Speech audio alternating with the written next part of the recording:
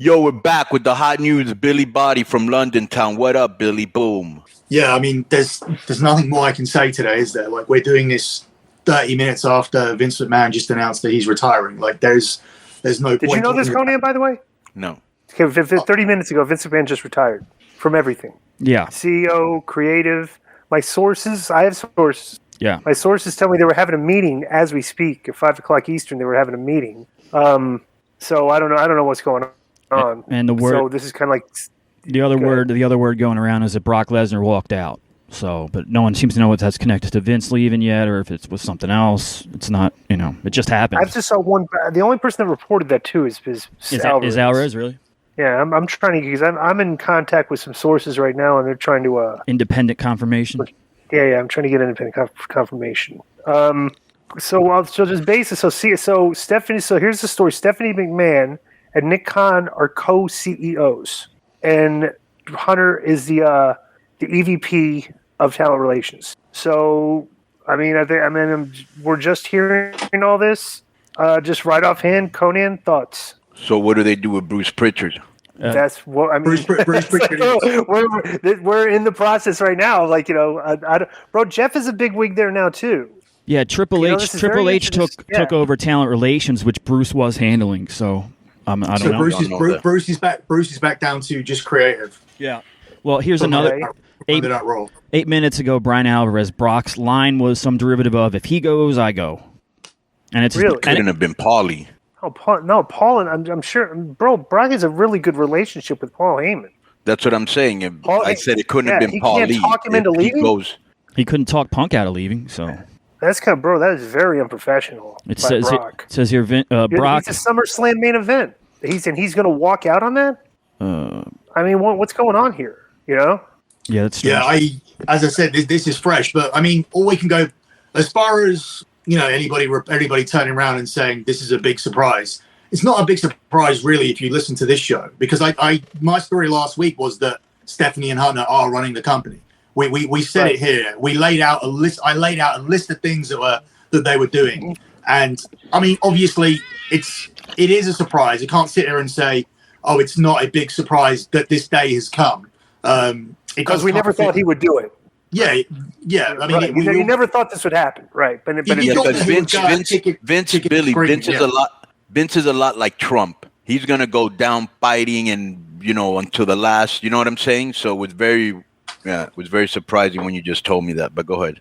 Yeah, it doesn't quite feel like when Michael Jackson died, but it does feel like a big thing that's changed since I was born, or since I started watching this when I was 6 or 7 years old. But it doesn't quite feel like, obviously, death is permanent. This doesn't feel like it can 100% stick. This feels like there's a way back. Much like Trump, when you said that, just mentioned there, Trump lost and they started talking about 2024 immediately.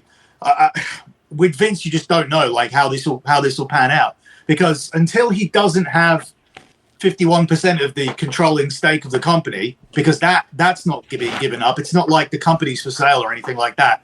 Then he's still a relevant person within the WWE.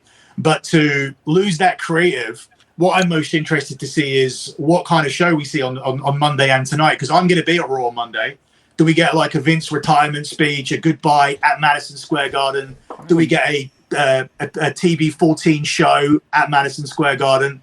There's so many answers that we want. But yeah, I mean, I'm not going to sit here and say it's not a big surprise, but you were prepared for it. If you listen to this show, you were prepared for it, because I told you that this wasn't no smoke screen. Stephanie and Hunter are properly running the company, and they were going in with the intention to make moves. And I laid out 7 or 8 things that they were doing last week, and Disco said it was boring. Do we think that spells the end for Bruce, being that Bruce is Vince's right hand guy, and now Hunter took over? Let me tell you that this is a related story. Stephanie fired Bruce before, didn't she?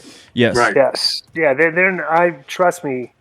Birdies have told me that I would assume Bruce's position is probably going to be diminished at best. Maybe but this is interesting because no offense to you, Billy, but like the dirt sheet guys are all you kind of like into the basic stories, gossips, everything. But now the Wall Street Journal has got their guys have got their investigative teams have been working into the backstories of these sexual misconduct stories of Vince.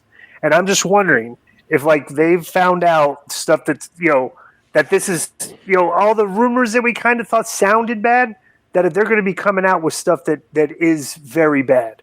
And there's a preempted thing like, okay, I just got to step down now because these stories are going to come out. But bro, when you get like the Wall Street Journal people on this, it's like, well, I don't okay, now it's.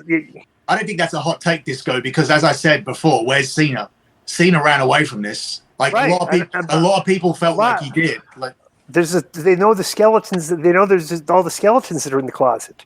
Something. What's this going to mean for The Rock? Yeah. Bro? Rock does not have. I'm sure Rock and Vince's relationship was far better than Rock and Hunter's. But you said Rock and Nick Rock and Nick Khan are tight though, right? Rock and Nick Khan are right. Yeah, there's a lot of dynamics going on here. So I don't know. You could see some probably, bro. Who knows? Jeremy Borash might be head of creative, and I'm thinking me and Conan and the Jeremy Borash a year from now are going to be writing Raw, and you're going to see Martian invasions. That angle come to fruition. The Rock could buy the WWE by WrestleMania 39. You never know. He could, right? He can afford it, right? Yeah, it's like